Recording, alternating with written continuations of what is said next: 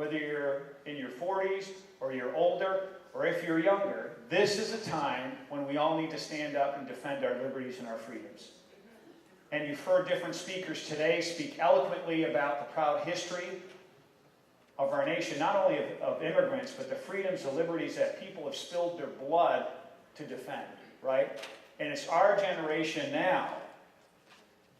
Are we going to be the ones to relent and to give up from within these sacred liberties for generations to come?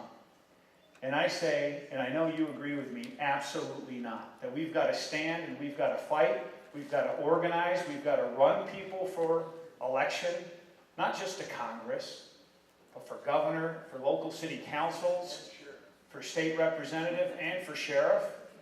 And we're looking at a proposal now to try to annex this part of Pima County into Pinell County. So I don't know if you like that. But some of the other things, when you look, it's not just about the Second Amendment.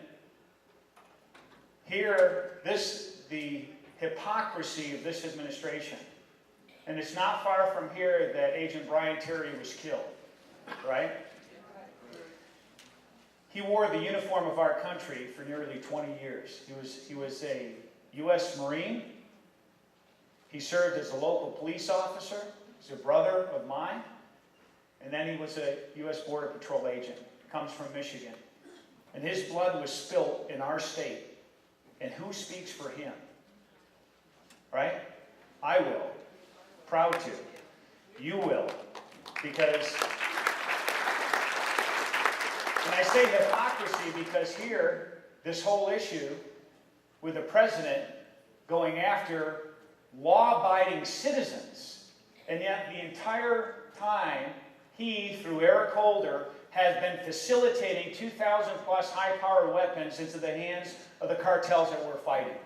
The most violent criminals, not in Phoenix, the most violent criminals in the Western Hemisphere, members of the cartels. These are not just 40, 45 caliber handguns. These are scoped rifles. These are AR-15s. They even had over 10 sniper rifles, 50 caliber sniper rifles that they facilitated to these cartels that we're fighting. 1,600 plus of these weapons are still outstanding. We have no idea where they're at. 300 plus people have been killed in Mexico by these weapons, according to the Mexican government.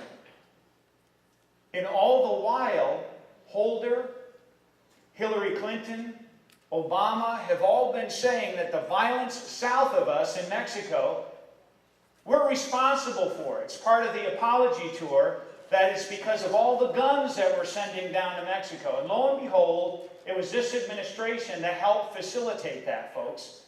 And you look at the state of affairs in Mexico now. How many people have been killed over the past 5 years in Mexico? How many people? 60,000.